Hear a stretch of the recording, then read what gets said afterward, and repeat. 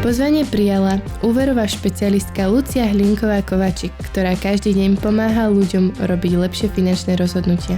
Chcem riešiť napríklad u toho teda nejakú špecifickú vec, idem za špecifickým doktorom. Takisto by to malo fungovať aj vo svete financií. Keď idem riešiť špecifickú vec, idem za špecialistom, ktorý sa respektíve venuje len tomu. Určite je to pre tých klientov výhodnejšie, nakoľko si ušetria povedzme aj čas. Klienti naozaj často nevedia to, že keď si urobia, dopyty alebo žiadosti v 3-4 bankách, sú naozaj takí klienti, tak respektíve si poškodzujú to svoje portfólio a respektíve svoju bonitu. Ale prečo možno vyhľadať takéto služby špecialistov, ako si napríklad ty? Jedna banka nedokáže pomôcť všetkým. A tak si hovorím, že proste ja chcem ísť trošku inou cestou a proste chcem robiť tie úvery aj trošku na inej úrovni. Chcem pomáhať trošku viacej ľuďom, chcem byť trošku viacej profesionálnejšie. Ja viem, že naozaj veľa vecí je ťažkých a naozaj veľa ľudí sa napríklad aj hanbí za nejakú tú históriu. Je dobre to povedať, lebo na základe toho úveru špecialista mu vie pomôcť, mu vie vybrať banku, ktorá ho mu nepovie, ale nedá mu kritérium. Proste ho vie akceptovať, aké môže s horšími podmienkami, ale vie mu ten úver vybaviť. OnlyFans účet môže ovplyvniť schválenie mojej hypotéky? Áno. Určite áno. A sú tam ešte nejaké ďalšie rizika, ktoré reálne môžu ohroziť moje schválenie? Vítame vás pri VFM podcaste s Tomášom Torcerom a Matejom Pavlovičom. Vítam ťa v podcaste VFM, kde hľadáme princípy úspechu, ktoré spájajú šampiónov v športe, v biznise aj v živote. Dnes sa pozrieme na tému, ktorá sa dotýka väčšiny ľudí. Financovanie bývania, hypotéky a všetko, čo s tým súvisí. A aby sme vám priniesli tie najpresnejšie informácie, pozvali sme si špeciálneho hostia. S nami v štúdiu je dnes Lucia, úverová špecialistka s dlhoročnými skúsenosťami, ktorá pomohla už stovkám klientov zorientovať sa vo svete bank, úrokov a finančných rozhodnutí. Lucka, vítaj u nás, vítaj v podcaste. Dobrý deň, ahojte. Vítame ťa. Na úvod, Lucka, hneď prvá otázka. Keby ľudia vedeli jednu vec o hypotékach, aby sa vyhli polovici stresu, čo by to bolo? Moja odpoveď bude, respektíve odpoviem ti jedným slovom a to slovo je pripravenosť. Keby ľudia boli pripravení na to, čo ich čaká, tak by sa naozaj vyhli polovicu problémom, alebo nielen problémom, ale respektíve aj poplatkom, ktoré ich čakajú, o ktorých napríklad vôbec nevedia. Na to je dobré sa poradiť určite s nejakým špecialistom a krok po kroku si prejsť celý proces, aby boli pripravení, aby mali všetko pripravené na ten proces toho úveru. A stáva sa ti bežne v praxi, že človek príde nepripravený, že má informácie, alebo skoro naopak vnímaš, že tí ľudia sú naštudovaní a majú data a idú pripravení? Teraz je respektíve doba informatiky alebo informácií a ľudia si tie informácie vyhľadávajú často na internete. Je tu naozaj veľa influencerov, ktorí respektíve odovzdávajú ľuďom pravdivé informácie, sú influenceri, respektíve čo niečo niekde počuli a respektíve nie je to pravda. Je naozaj dobré sa poradiť takisto napríklad, keď chcem riešiť napríklad u toho teda nejakú špecifickú vec, idem za špecifickým doktorom. Takisto by to malo fungovať aj vo svete financií. Keď idem riešiť špecifickú vec, idem za špecialistom, ktorý sa respektíve venuje len tomu. No ako to možno ty vnímaš, keď hovoríme o tých špecialistoch, tak je naozaj veľa špecialistov, rôznych špecialistov na internete a tí ľudia častokrát aj k doktorovi idú naštudovaní, ale stretávame sa s tým, že tie informácie sú vzdialené od reality. Ako to je v praxi u tých klientov u teba? Že tí ľudia prídu naozaj, že tie dáta majú, alebo sú skôr akože mimo os? Veľa ľudí má nejaké informácie, nejaké základy, ale stále to není dostatočné na to, aby naozaj si vedeli predstaviť ten proces toho úveru.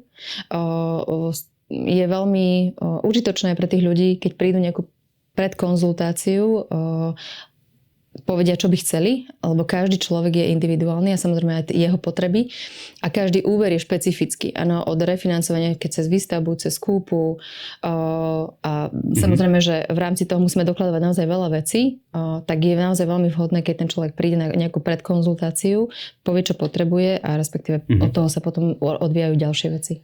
No a ako možno vnímaš najčastejší problém u ľudí, o ktorom možno netušia, že za tebou chodia, majú ten problém a ani vôbec v podstate o ňom nevedia. Čo to je možno v praxi? Nenazvala by som to problém. Veľa ľudí napríklad má skreslený obraz napríklad o svojom príjme. Úver dostane fyzická osoba, napríklad, hej, ak je zamestnaná, či je to, ale ďalej aj osoby, ktoré sú napríklad podnikatelia, či je to SZČO alebo SRO. Samozrejme, vieme pracovať aj s takýmito ľuďmi, alebo respektíve aj takíto ľudia dostanú úver na fyzickú osobu. Úvery sú naozaj rôzne, či fyzická osoba, či na právnickú osobu. Naozaj to už sa potom rozdeľujú ďalšie také segmentácie, ale hlavne klienti majú skreslený obraz o tom svojom príjme, respektíve akceptácie príjmu, ktoré banka akceptuje v rámci hypoték alebo úverov. Tak ľudskou rečou, to znamená presne, čo u toho človeka. Čo má ten problém konkrétny? Sú rôzne typy príjmov. Najčastejšie napríklad, hej, už povedzme starší ročníky sú zamestnaní. Nevadí, keď je to na dobu určitú v tejto dobe, hej, pokiaľ není v výpovednej alebo v skúšobnej dobe.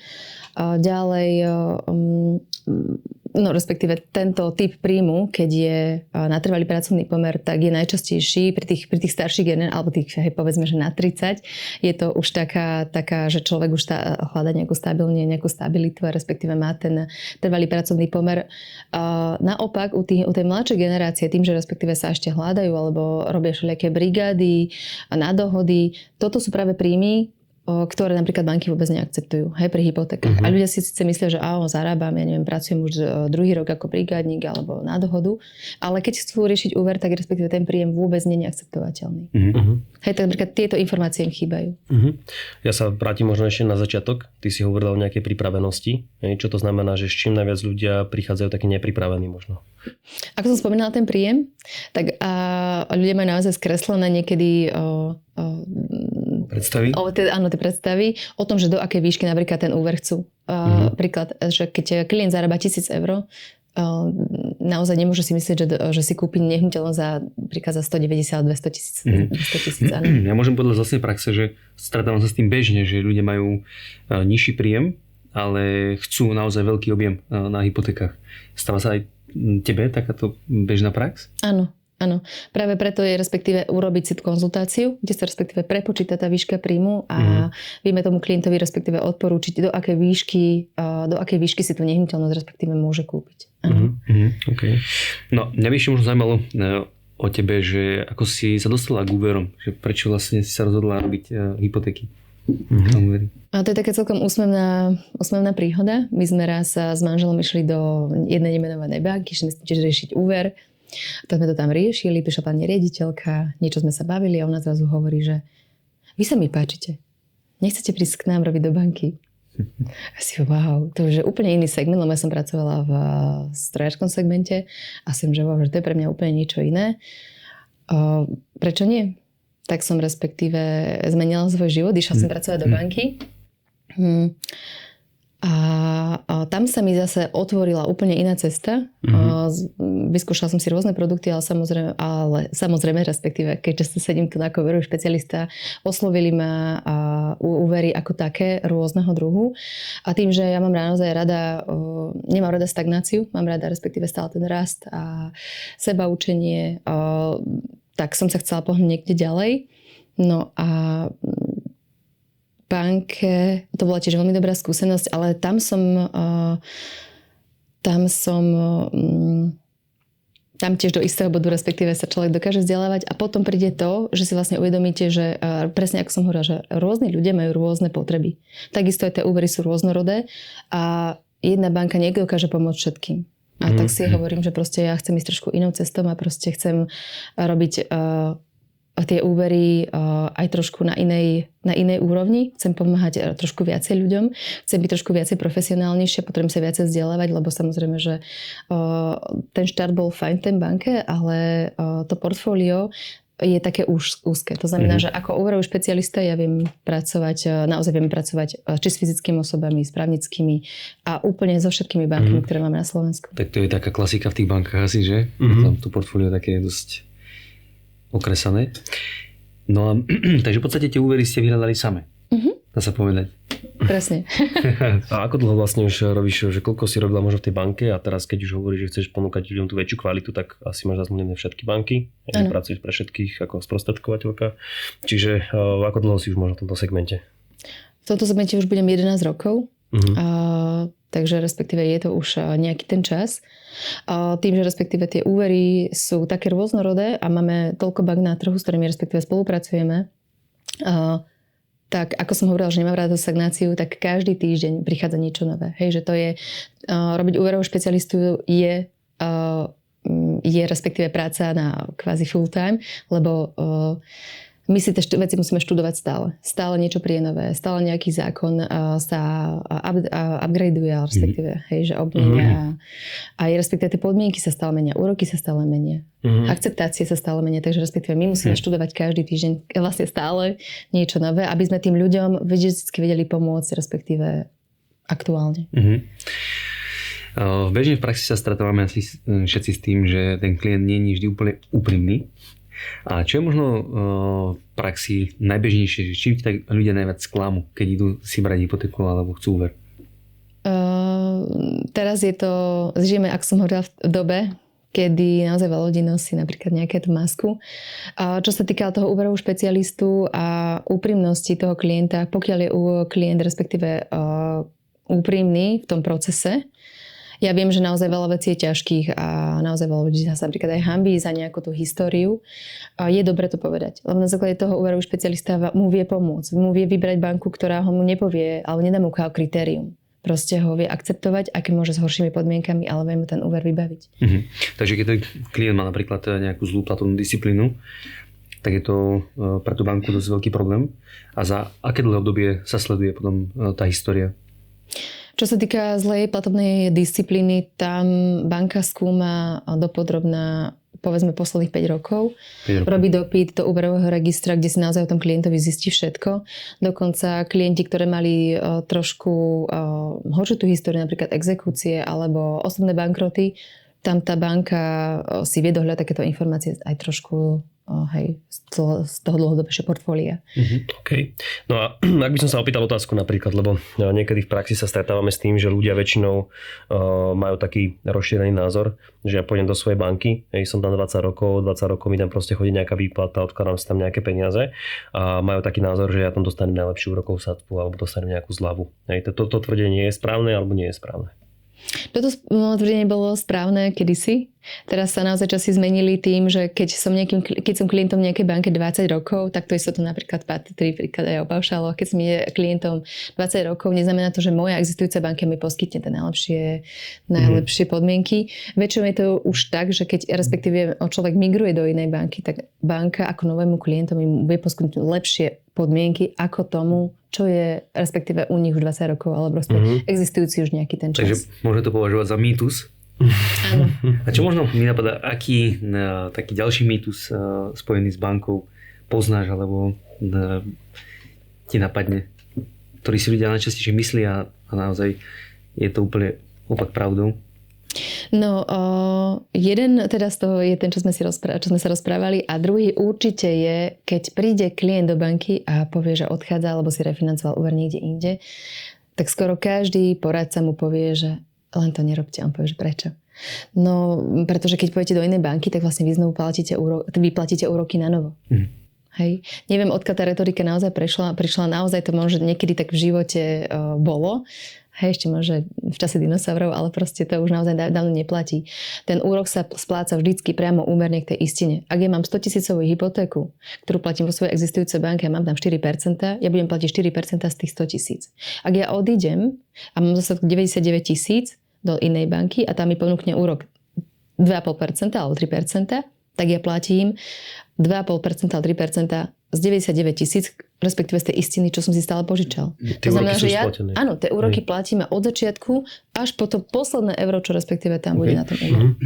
Mám ešte takú ďalšiu otázku, taký všeobecne rozšírený názor, s čím sa ja stretávam osobne, že keď človek si berie hypotéku v banke tak väčšinou ten pracovník banky povie, že no tak na to, aby sme vám dokázali schváliť tú hypotéku, tak potrebujeme poistenie domu alebo bytu. To je akože taká prvá vec, čo je samozrejmá a v tomto prípade je to fakt, pretože na to, aby banka načerpala ten úver, tak potrebuje mať tú nehnuteľnosť poistenú. Tak ďalšia vec, kde oni pokračujú s tej retorikou, je to, že potrebujete si spraviť životné poistenie k tejto hypotéke, alebo potrebujete si spraviť investície. Že proste oni to berú ako keby, hovoria to tak, ako keby, že človek to musí mať.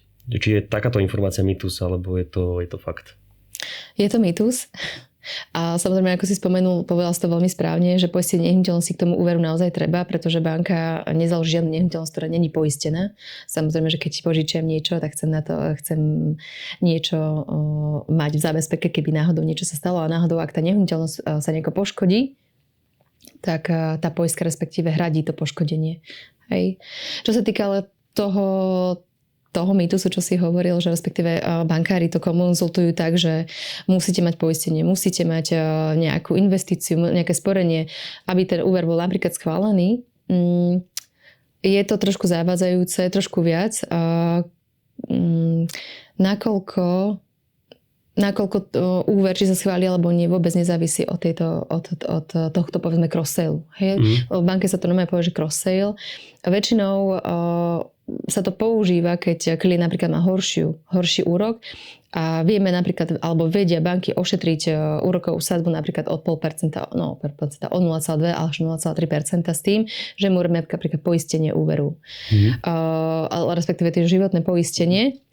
A oplatí sa to v praxi, že keď mi dá banka, či sa to oplatí v praxi, keď mi dá banka na úroku 0,2% nižšiu úrokovú sadzbu, ale musím platiť poistenie, ktoré je napríklad predražené. Áno, to som sa práve povedať, presne, pekne si to povedala na Tomáško, že vlastne banka mi síce zniží úrokovú sadzbu, ale ak ja za nejaký ten produkt, čo mi respektíve oni predajú, lebo je to čistý predaj, tak zaplatím možno, že viac, možno, že sa mi zniží príklad splátka, o 10 eur, ale na tomto produkte príklad zaplatíme, 3-4 krát viacej. Hej, takže respektíve to preplácam. A keby som naozaj videl do toho prepáč produktu, tak je to veľakrát nedostačujúce.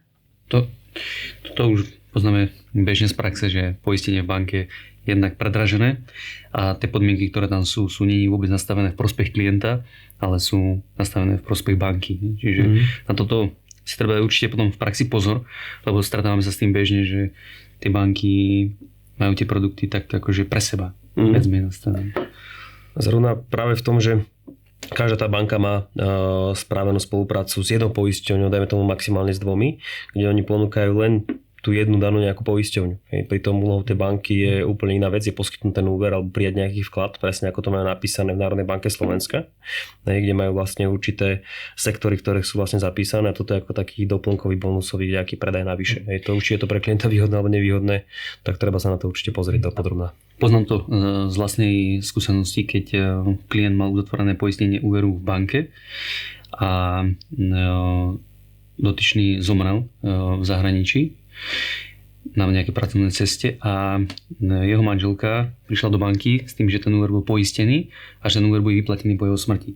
Len stalo sa to, že tá poistná zmluva bola postavená tak, že vyplatila sa len polovica hypotéky a polovica hypotéky prešla na manželku.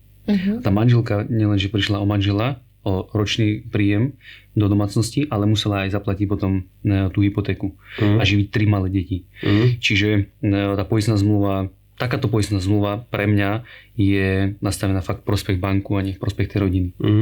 No, takzvaná pocitová zmluva, že majú ľudia pocit, že sú poistení, nejakým spôsobom. Čiže prečo by si možno človek mal nájsť špecialistu? To znamená, ľudia sa častokrát pýtajú, že no tak keď pôjdem napriamo do banky, tak ja si to viem tiež vybaviť a tak ďalej.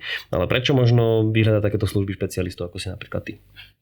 Určite je to pre tých klientov výhodnejšie, nakoľko si ušetria povedzme aj čas. Tí špecialisti naozaj vedia komplexne poriešiť všetky banky, respektíve urobiť ponuky vo všetkých bankách bez toho, aby napríklad zasahovali do úverového registra klienta. Klienti naozaj často nevedia to, že keď si urobia, dopyty alebo žiadosti v 3-4 bankách, sú naozaj takí klienti, tak respektíve si poškodzujú to svoje portfólio a respektíve svoju bonitu. Úverový špecialista im robí ponuky na základe potrieb klienta, vysvetlí mu, ako som hovorila, celý proces. veľmi dôležité je vysvetliť klientovi aj poplatky, ktorá banka, respektíve aké má, alebo nie sú rovnaké a za čo. Do akej výšky sa takýto poplatok môže pohybovať za sprostredkovanie hypotéky? Do výšky 1%. Zo sumy. Zo sumy, áno, z požičanej sumy. To znamená, že v niektorej prípade napríklad 100 000 hypotéky, to môže byť 1 000 eur, ktoré musí človek zaplatiť za spracovanie tej. Sú nejaké banky, ktoré ten poplatok majú nižší? Áno, sú banky, respektíve, v ktorých vieme ten poplatok aj znížiť. Vieme respektíve ovplyvniť nejakými vecami, alebo respektíve nejakými krokmi, čo je respektíve know-how aj našej firmy. Okay. Aby ten poplatok nebol napríklad tých 1 000 eur, ale povedzme, aby bol, 100 eur. A dá sa napríklad, že aj 0? Sú druhy úverov, áno, na ktorých to vieme respektíve ušetriť, aby ten poplatok bol aj 0. Čiže bežne klient, keď nemá toto poznanie, nemá tieto informácie, tak to v podstate má možnosť niekde zistiť takéto informácie, ktorá banka mu dá aký poplatok? Áno, záleží od spolupracovníka banky, či mu respektíve takúto možnosť ponúkne. Druhá vec je, či ten pracovník banky vôbec o tom vie. Áno, to je druhá vec.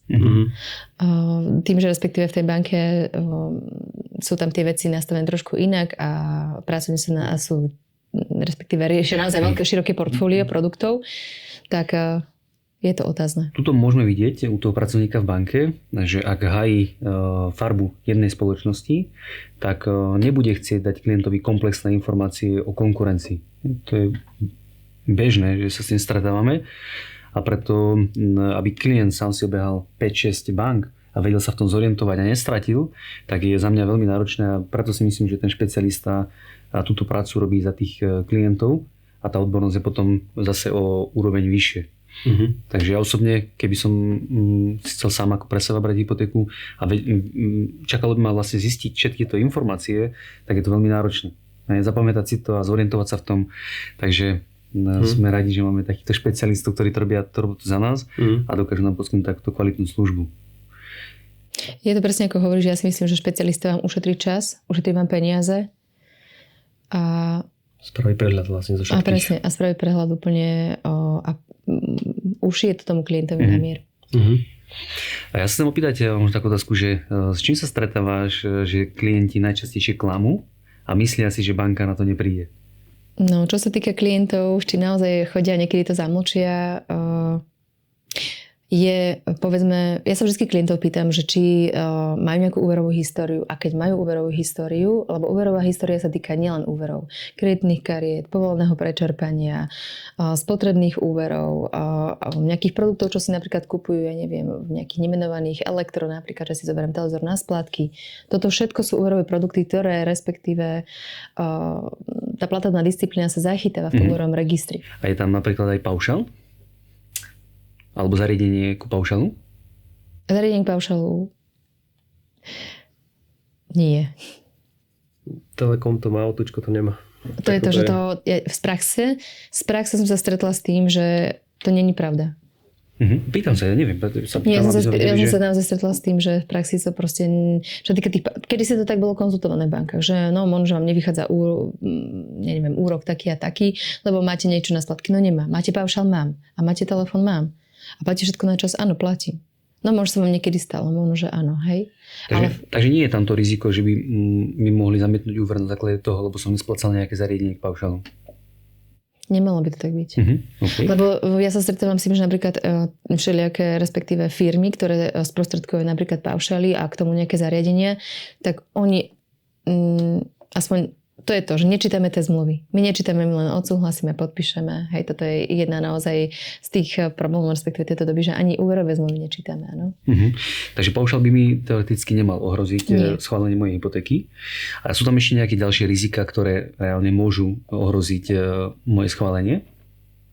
Okrem týchto rizik, čo sa týka tej platobnej disciplíny, ktorá je naozaj veľmi dôležitá a jeden deň môže spôsobiť naozaj takú devastáciu, pokiaľ napríklad chcem robiť čistý refinanc a sleduje sa nejaká história za posledných pár mesiacov, tak ja nemusím ten refinanc naozaj dostať bez poplatku, ktorý vieme tiež ako naša firma zastrešiť, len kvôli tomu, že tam bol jeden deň omeškanosti. Príklad, hej. Čo týka ďalších dôvodov, tak samozrejme, ako som hovorila, banka skúma históriu klienta aj na jeho vlastnom účte. To znamená, že jeho pohyby.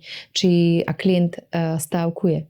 je to naozaj veľký problém. Ak napríklad klient chodí na nejaké erotické stránky, hej, a tam si respektíve platí nejaké služby, alebo na nejaký dark web, alebo iné veci. Naozaj banka si toto dohľadáva cez jeho účet a potom sa k tomu aj tak stavia. Okay. Takže napríklad teraz OnlyFans účet, keď budeme hovoriť otvorene, môže ovplyvniť schválenie mojej hypotéky? Áno, určite áno. Čiže napríklad, ak by som hral či už nejakú fortunu, alebo nejaké stavky, alebo nejaké kasína online alebo niečo podobné. Toto všetko môže hroziť môj úver? No čo sa týka tých stavkových kancelárií alebo respektíve toho, čo si spomínal, tak banky spadajú pod Národnú banku Slovenska a tam je jasný zákon. Pokiaľ sa jedná o hazardné hry, tak úver väčšinou klient nedostane. To je veľmi zaujímavé, lebo toto si myslím, že aj málo ľudí môže mať túto informáciu. Ako možno sa tomu vyhnúť alebo akým spôsobom zabezpečiť to, že keď teda viem, že som niekedy v živote mal niekde nejaké online kasíno alebo nejaké stavky online, fortuna a tak ďalej, ako pristupovať k tomu tak, aby mi ten úver schválili? Je tu viacero možností. Jedna z možností je respektíve požiadať o úver, pokiaľ bolo na mojom osobnom účte. Jedna z možností je respektíve tým pádom požiadať o úver v inej banke, nie vo svojej existujujúcej. Čiže tá iná banka nemá možnosť nahľadnúť do inej banky na účet? Nie. Respektíve banky, konkurenčné banky nepozerajú na prsty tým druhým, respektíve nedá sa to, pretože sú to súkromné firmy, súkromné respektíve zahraničné firmy, ktoré naozaj majú uzavreté systémy a oni informácie o klientoch nezdieľajú. V žiadnom prípade. Asi to ani nemôžu robiť. Ale zase druhá vec je to, že pokiaľ nejdem napríklad cez toho špecialistu a náhodou niečo povedzme, že priznám iný príjem, neuverí sa mi sociálnej poisťovni. Tá druhá banka odo mňa bude chcieť výpis účtu za posledných 3 až 6 mesiacov a bude to tam figurovať, tak proste úver nedostane. Okay. Ako sa naopak možno pripraviť na taký úver, že keď si chcem naozaj som príklad, máme viacej príkladov, že som príklad zamestnaný, alebo potom druhý príklad som živnostník, alebo mám aj zeročku teda, tak ako sa pripraviť na to, aby som si dokázal zobrať príklad hypotéku na svoj vysnívaný dom, vysnívaný byt? Určite si, pokiaľ som napríklad zamestnaný, treba si, pokiaľ viem, že napríklad idem brať úver o 3 mesiace alebo ja neviem, o pol roka, určite si treba dávať pozor na PN-ku. Toto naozaj veľmi málo ľudí vie, že pokiaľ budem na PN-ke, ten príjem sa mi respektíve trošku zúži a celý ten priemer za 6 alebo za 12 mesiacov sa mi samozrejme tiež zníži. A tým pádom, respektíve ja nedostanem výšku úveru, ako som si myslel, že dostanem, alebo mi bolo vypočítané, pretože som bol na PN-ke. Veľa ľudí si myslí to, že respektíve keď dostane zo sociálnej poisťovni PN-ku, že kvázi je to doplnenie príjmu. Pre banku je to dávka a dávka není príjem.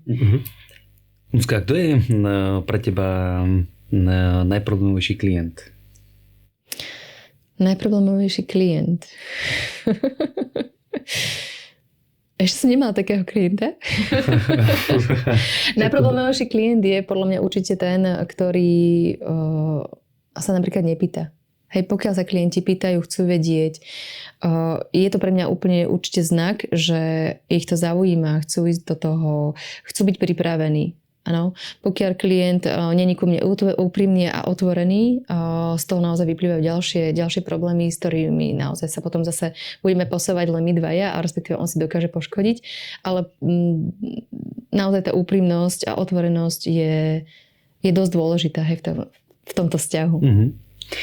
No a možno, ako si zažila za tú tvoju prax nejakú najvtipnejšiu situáciu, nejakú humornú, úsmevnú? Najvtipnejší príhod. Žiadno. Hovoríme o peniazoch a toto je naozaj veľmi vážna téma. Hovoríme respektíve o budúcnosti, klienti naozaj, že úsmevné príhody ani nie, ale keď prejdete sa ten proces, a pre mňa sú tie úvery naozaj veľmi dôležité a sú mi srdcom blízke kvôli tomu, že ja vidím tie výsledky za sebou. Za mnou chodia ľudia, respektíve máme odporúčania skvelé, volajú nám susedia, kamaráti, klientov, že respektíve chcú poriešiť úver, lebo ste pomohli napríklad mojej susede, mojej kamarátke, mojej dcére. A toto sú, síce tie úsmevné príhody počas toho úveru nie sú nejaké, že není ich veľa, ale to, čo zanechávame po sebe, je dobrý pocit a tí klienti sú usmiatí, kúpia si nehnuteľnosť, kúpia si druhú nehnuteľnosť, zrefinancujú, ušetria peniaze, áno. A stáva sa ti napríklad, že ak zabezpečíš bývanie tej rodine, že vďaka tomu tej hypotéke môžu mať vlastný dom napríklad, pozývajú ťa na kolaudáciu? Áno, stáva sa to. To podľa mňa musí byť tiež veľmi úsmevné. To musí byť podľa mňa také akože aj na jednej strane pekné, ale na druhej strane aj dosť časté, pretože tí ľudia sú vďační potom, keď môžu bývať. A vidíme to napríklad my u nás v praxi, že pokiaľ človek dostane od poistenia veľké plnenie, tak tí ľudia častokrát sa chcú podeliť, alebo sú vďační, donesú klobásky, donesú niečo naspäť. Takže aj pri tých úveroch je to asi tiež taká bežná prax. Áno. Okay. Okay. Áno, ľudia sú veľmi šťastní naozaj v tejto dobe, sú tie informácie skreslené a pokiaľ tí klienti naozaj vedia, čo majú robiť a čo ich čaká a naozaj ten úver dopadne na 99,9% vždycky dobre, tak tí ľudia sú naozaj šťastní a spokojní. Tak teraz sa môžeme dohodnúť, že keď príde pozvánka na kolaudáciu, tak bereš aj nás, dobre? Jasné. Ja som myslel, že ten nebol pravdy, takže nie. OK. Tak keby sme si zobrali toho človeka príklad, ktorý zarába 1,000 eur mesačne. Keď zoberieme nejaký priemerný čistý príjem, dajme tomu, že 1,000 eur, a niekto má viac, niekto menej, tak do akej výšky vlastne si ja môžem zobrať hypotéku alebo nejaký úver? Maximálne. Respektíve banky teraz riešia také dva parametre, hlavne dva základné parametre, volá sa to DTI. To je maximálna výška úveru, do ktorej klient môže ísť, alebo úverov, ktoré má, alebo môže mať existujúce úvery, do ktorých môže ísť. DTI znamená, respektíve sa počíta momentálne 8 násobkom, to znamená, že 8 násobok z môjho ročného príjmu. Ak zarábam 1,000 eur mesačne, krát 12, mám 12 000 ročne. A teraz 12 000 krát 8 je 96 000. 96 000, to znamená, že maximálna výška úveru, do ktorého ja môžem ísť, je 96 000. Ale ak ja náhodou mám spotrebák, toto naozaj sa stretávame s tým, že mladí ľudia urobia to, že si kúpia auto za 20 000, hej, keď mám 21 rokov. Teraz ja chcem riešiť, mám partnerku, chcem riešiť 25 bývanie, zarábam 1,000 eur, maximálna výška je 96 000, takže to znamená, že nehnuteľnosť si môžem hľadať do 96 000. Príklad, že moja priateľka nepracuje, idem do toho sám, ale tým, že ja už mám spotrebný úver na to auto, čo som si kúpil, príklad zostatok mám 18 000, tak tých 96 000 musím ponížiť o tých 18 000 a už nastáva problém. Hej, že treba... No a častokrát sa stretávam s tým, že mladí ľudia nemajú našetrené nejaké rezervy a chcú skúpiť nehnuteľnosť, ale banka im ponúkne len 80% hodnoty nehnuteľnosti. Akú má možnosť mladý človek toto vyriešiť? Čo sa týka, pokiaľ je klient zamestnaný, alebo respektíve je to podnikateľ, my stále sú tu možnosti ako klientovi pomôcť aj s tým, keď nemá tých 20% toho rozdielu, pretože klasický úver na bývanie sa respektíve banky sprostredkovajú do 80% LTV, to znamená, že hodnoty nehnuteľnosti alebo hodnoty kúpnej ceny. To znamená, že klientom väčšinou chýba 20%. Samozrejme to, že to je ďalšie know-how našej firmy, ako my vieme respektíve tým klientom pomôcť a dofinancovať im aj tých chýbajúcich 20 alebo 10%. Takže možno existuje riešenie, to asi to know-how našej firmy necháme práve pre ľudí, ktorí budú chcieť toto financovať, ale možno taká informácia, že je to možné a pokiaľ nemáš 20%, tak vieme ti s tým pomôcť. Že nemusíte to odradiť od toho, že chcem bývať a teraz častokrát si mladý človek povie, že nemám tých 20%, tak nemôžem ísť ešte do hypotéky. A my môžeme povedať, že môžeš. A je tam aj taká nejaká možnosť, že schvália 90%? Že je nejaká takáto možnosť? Áno, respektíve všetky hypotéky, ktoré sú schválené nad 80%, lebo tie banky tie budžety majú, nie všetky. Sú banky, ktoré naozaj 90% vôbec neponúkajú, ale sú banky, v ktorých s tým vieme pracovať. Ak majú limity, tak a ak sa na to klient kvalifikuje, tak tú 90% môžeme, respektíve vieme získať. Ale väčšinou tým, že je to nadštandard, tak banky si započítajú niečo viacej na úrokoch. No a teraz je veľmi také dosť rozšírené riešiť nejakú investičnú nehnuteľnosť. Veľmi sa o tom hovorí. V akých prípadoch by si povedala, že ísť do takéhoto niečoho, na čo si dať pozor a čo všetko mať pripravené. Pretože veľmi by som povedal, v dnešnej dobe sa to zľahčuje, že každý môže mať tú investičnú nehnuteľnosť a je to jednoduché a je to proste investícia, pritom je to podnikanie. Čiže... Na internete vidíme všade videá byty. Áno. Čiže teraz je otázka do toho presne, že sa povie stránka A, aby sa povedala aj stránka B, že čo všetko je potrebné mať zabezpečené, lebo nie všetky veci sú tak jednoduché, ako vyzerajú. Určite by klienti mali zvážiť to, že naozaj ten príjem, ten ich reálny príjem, naozaj, že pokiaľ siaha a naozaj, že aby respektíve nežili, ako sa hovorí, že z ruky do úst, hej, každý mesiac, tým, že mám 2 alebo 3 byty je fajn, ale tým, že proste mi nepokrýva nejaké veci, čo potrebujem, respektíve moje základné potreby, a tak hej, vtedy môže nastávať nejaká kolízia. Keď sa opýtam, máš v praxi zo skúsenosti nejakého klienta, ktorý takto postupuje a má napríklad 3-4 byty? Áno. Áno, máme takýchto klientov, respektíve, ktorí si kupujú investičné byty. No a čo hovoria títo klienti, keď sa s nimi rozprávaš? Je to pre nich živobytie, alebo skôr je to pre nich zamestnanie, ktoré im berie veľmi veľa času? Aký majú názor? Sú naozaj to portfólio tých klientov je rôznorodé a sú klienti, ktorí povedzme, že vedia, ako to riešiť. A tým pádom respektíve ten investičný byt im naozaj prináša respektíve ten príjem, čo respektíve chcú. Samozrejme, že investovanie do nehnuteľností je podľa mňa tiež taký dlhodobejší horizont. Každý, ako to teraz napríklad vidíme na Instagrame, ale hoci tie influencery, keď počujem, že ja neviem, zainvestujte do toho a za týždeň proste vám otočím peniaze, ja neviem, 10 krát proste. Hej. Aj byty môžu byť, pokiaľ viem správne pracovať hypotékou, tak aj hypotéka môže byť nástroj, ako respektíve ja si viem zveladiť respektíve to svoje portfólio, respektíve napríklad nákupom takýchto investičných bytov. Ale naozaj je to na konzultáciu s poradcom, ktorý respektíve vie odporúčiť alebo posúdiť respektíve do akej výšky vieme ísť a respektíve povedať alebo mu odporúčiť nejaké ďalšie možnosti. Do akého rizika sa tam ľudia môžu dostať? Pretože je možno tá hranica, že si môžem povedať, dobre, tak teraz chcem ísť do investičného bytu. Je to o tom, že splním nejaké podmienky v bankách, alebo sú tam možno ešte nejaké iné podmienky, ktoré by som mal splňať?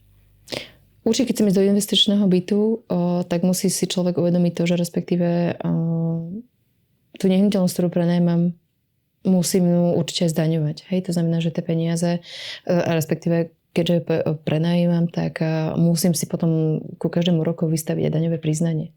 Hej, že to takto by to malo fungovať. Čiže na jednej strane musím platiť daň z príjmu. Áno. A na druhej strane dokážem ten príjem z toho bytu použiť ako môj ďalší príjem popri zamestnaní? V časti áno. V časti určite áno. Naozaj to záleží od špecifikácie nehnuteľnosti. Či tá nehnuteľnosť naozaj si dokáže zarobiť popri tom úvere, respektíve na seba. Hej? Pretože ak ja mám úver 100 000 a splátku mám 500 eur a ja prenajímam ten byt za 500 eur, nemôžem to použiť ako príjem. Nemôžeš. Lebo nemáš tam respektíve, nie je tam respektíve rezerva. Dobre, Ľudská, takže na jednej strane nám vznikne príjem z toho bytu, z prenajmu, ale na druhej strane banka vidí tú hypotéku a ak sa to rovná nule, tak tým pádom ten príjem nemôžem použiť.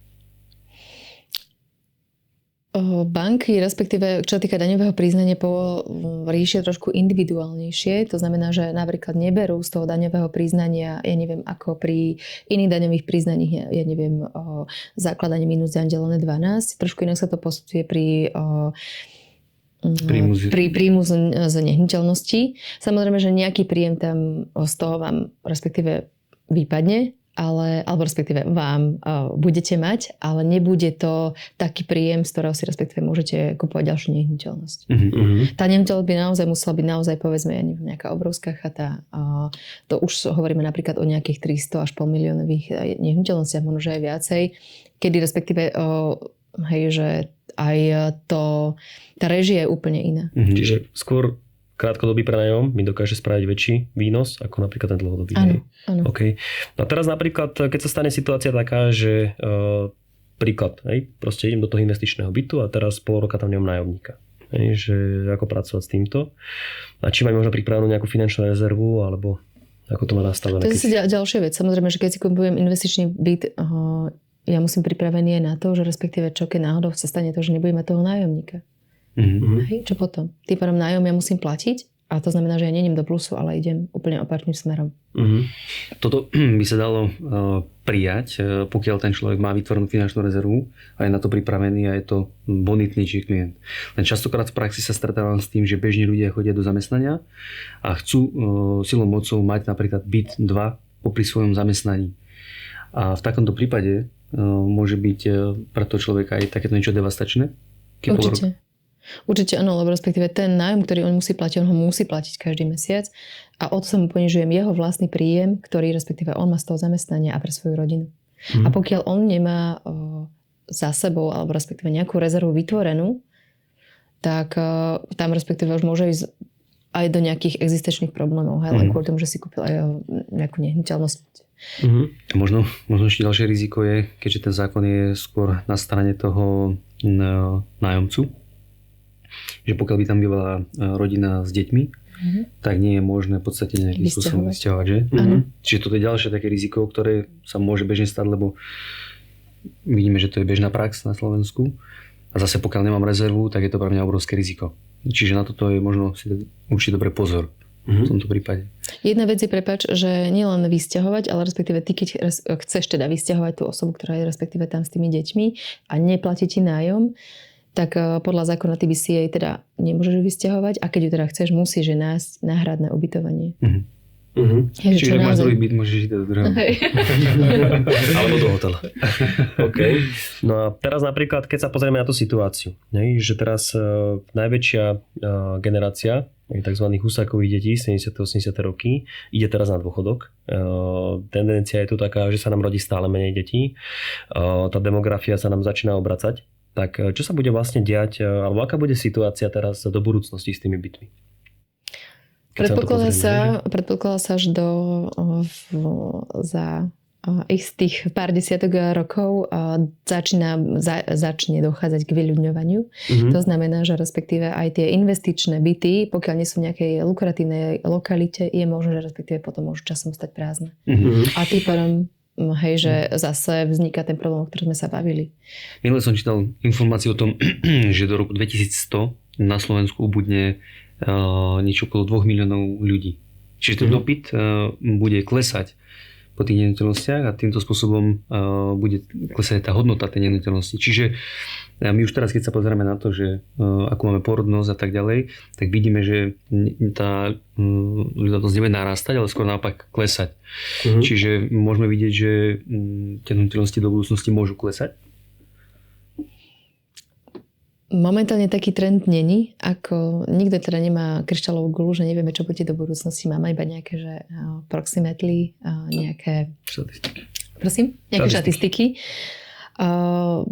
Momentálne ale ten trend je iný, áno, že tie úrokové sadzby zase trošilinku klesajú, nehnuteľnosti stále si držia. Hej, trošku klesli po nejakým rokom a pol o 20%, čo sa týka cien nehnuteľnosti, ale zase to šplhá hore a šplhať sa to stále bude. Napríklad ten Martin sa stával pomaličky tiež lukratívnym mestom, nakoľko sa práve po mňa asi otvorí tunel, otvorí sa nová nemocnica, hej, takže respektíve tie nehnuteľnosti pôjdu ešte stále vyššie a vyššie. Máme tu aj kvalitné školy. Takže čo sa týka napríklad našej lokality, je to trošku momentálne ten trend je opačný, že tie nehnuteľnosti idú hore. Ale to je teraz, ale to nie je úplne záruka toho, že to bude tak aj o 40, o 50 rokov. Nie je to záruka, ale tým, že ako som povedala, že tá štruktúra napríklad nášho mesta, čo je určite aj viacerých miest, napríklad aj na východe sa stáva ďalšia nemocnica, je možno, že ten trend tým, že sú tu isté inštitúcie, ktoré ľudia budú využívať, povedzme dúfam, od 30-40 rokov, tak je možné, že u nás tie nehnuteľnosti si tie ceny ešte budú stále držať. Samozrejme, že iné lokality, ktoré takéto možnosti nemajú, tak tam, pokiaľ si kúpim investičný byt v lokalite, ktorá nie je lukratívna, ale do budúcnosti tam, povedzme to tak laicky, nič tam nebude, tak je možné, že proste mi to skôr uškodí, ako pomôže. Takže poloha. Určite. Je dôležitá. Určite, okay. Okay. Mám takú ďalšiu otázku zameranú na živnostníkov alebo SROčky, že mám nulový základ daňovom a chcem žiadať hypotéku. Mám nejakú šancu získať Úver? A v tomto období áno, respektíve banky dokážu, samozrejme zase nie všetky, máme portfólio bank, ktoré dokážu pomôcť klientom aj s takýmto príjmom, či je to SZČ alebo SRO pri živnostníkoch, dokážu ísť banky z obratov. To znamená, že maximum, čo vieme vybaviť, alebo čo respektíve banky vedia poskytnúť momentálne je do 60% z obratov SZČO. To znamená, že príklad, ja neviem, SZČO má obrat povedzme ročne 30 000, vydelia to, zoberú z toho 60%, vydelia 12 a z toho mi respektíve vidia nejaký príjem. Čo sa týka SROčiek, tam je to trošku striktnejšie. Banky vedia akceptovať maximálne 55%. Ale stále je to lepšie, ako respektíve keď sme počítali zakladanie minus daň delené 12. To znamená, že ak som nezaplatil nič na dani alebo veľmi nízku, úver nedostanem. Pokiaľ ale mám pekné obraty, banka vie s tým respektíve pracovať. Dnes môžeme vidieť, že situácia na živnostiach sa dosť výrazne zmenila. Veľmi veľa ľudí uvažuje zmeniť živnosť na SROčku. Keby to bola moja situácia, tak a som tvojim klientom, čo by si im poradila v tomto období? Mám prejsť na SROčku a potom žiadať radšej z SROčky, alebo mám ísť zo živnosti? Pokiaľ respektíve si existujúci živnostník už povedzme pár rokov a máš nejaké obraty, určite by som počkala a vybavila by som úver respektíve v tom období, kým máš ešte živú tú živnosť. Nakoľko keď klient si otvorí SROčku a povedzme uzavrie tú živnosť, už sa úver nedá vybaviť. Nakoľko podľa zákona Národnej banky Slovenska musí byť SROčka otvorená minimálne 2 zdaňovacie obdobie, respektíve 2 roky. 24 mesiacov. Čiže ak nevyužijem teraz tú možnosť, tak budem musieť čakať 2 roky? Áno.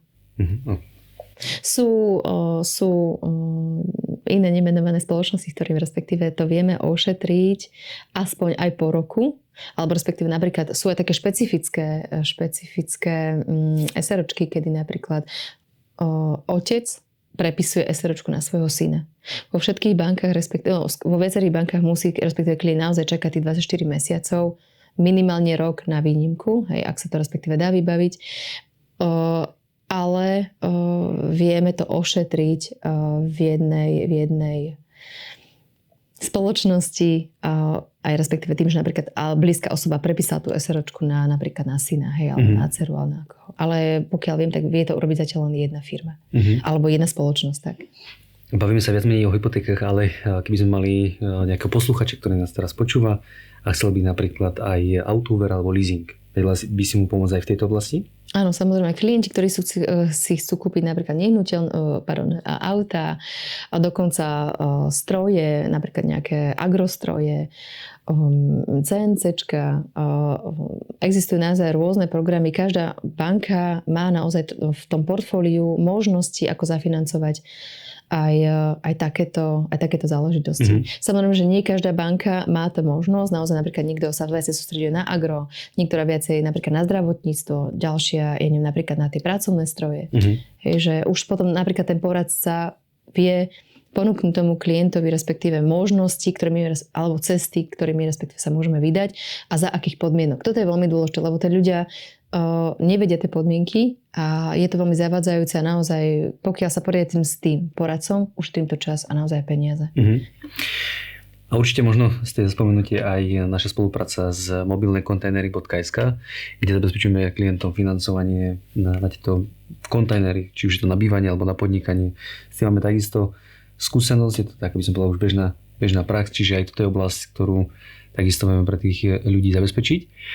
No a takto možno ešte by som chcel na záver opýtať, že ktorému klientovi sa ti stalo, že banka zachránila situáciu a ako? Ktorému klientovi? Nejaký príklad alebo nejaká samozrejme. situácia? Veľakrát sa nám stáva, že klienti za nami prídu a sú zaúverovaní. Hej, sú klienti naozaj, čo si myslia, že 2, 3, 4 úvery sú úplne v poriadku. Nie je to zase až tak v poriadku, pretože tá bonita v rámci úverového registra je naozaj zlá. Hej, že pokiaľ má klient viacej úverov, nejedná sa to naozaj o spotrebné úvery, o hypotéky, ale majú 2 kreditné karty s veľkými limitmi, ktoré napríklad ani nepoužívajú, ale tie limity tam svietia. Ďalej môžu mať povolené prečerpania. Pokiaľ nemajú povolené, alebo pokiaľ aj nemusí mať povolené prečerpania, treba si naozaj dávať pozor na nepovolené prečerpanie. aj napríklad ten minus 1 euro, čo mi sem tam raz za čas svieti na tom mojom účte, všetko sa zapisuje do úverového registru. Hej, takže toto sú všetko produkty, ktoré sa respektíve zapisujú do úverového registru a odtiaľ mi plynie tá bonita.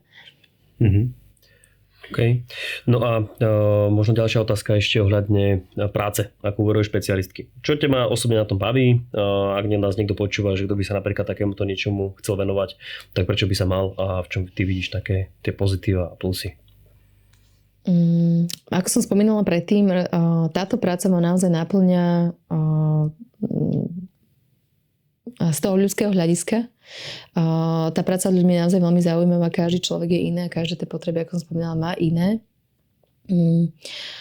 Ja som momentálne prestúpila z firmy, kde som pôsobila už niekoľko rokov, respektíve do firmy VFM. Otvorili sa mi ďalšie možnosti spolupráce. Naozaj mám za sebou skvelý tím kolegov, ktorí naozaj mi pomôžu, alebo respektíve si vieme pomôcť. Čo sa týka celého portfólia klienta.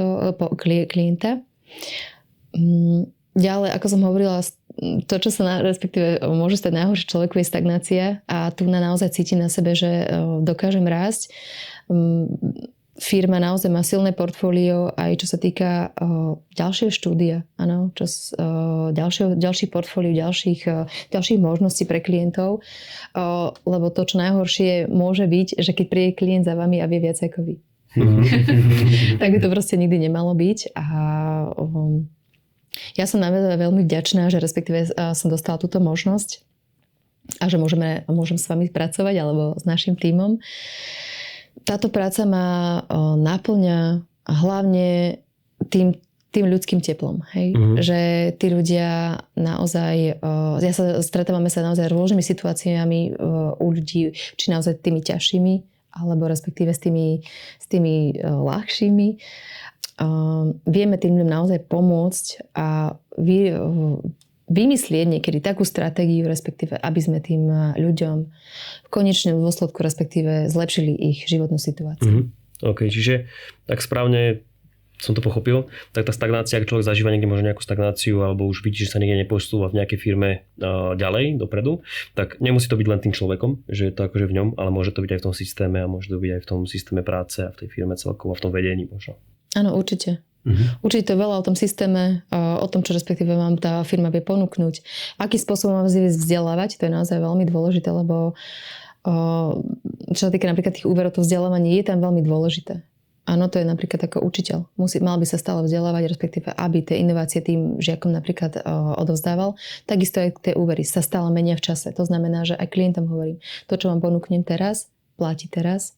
To, čo, ak príjete tam o pol roka, situácia môže byť zase úplne iná. Super, takže takto sme sa tam dopracovali, myslím, že na záver našeho podcastu a možno taký odkaz teraz pre vás, pokiaľ chcete riešiť svoje vlastné bývanie a nechcete to riešiť stresovo, chcete ľudský prístup a odbornosť, môžete nás kontaktovať, môžete nám dať informáciu, veľmi radi vám pomôžeme, sme tu pre vás. Ja ďakujem Maťo za spoluprácu, ďakujem Ľudská za tvoju profesionalitu a tvoje odpovede a došli sme do záveru dnes. Prajeme vám príjemný deň a takisto určite, ak nás sleduješ na YouTube, na Spotify alebo na sociálnych sieťach, nezabudni nám dať like, nezabudni nám dať koment a určite nás prezdieľaj ďalej, pretože robíme to z lásky a robíme to pre vás. Pekný deň. Dovidenia. Ďakujeme, že ste počúvali VFM podcast. Sledujte nás na sociálnych sieťach, aby ste nič nezmeškali. Tešíme sa na vás aj na budúce.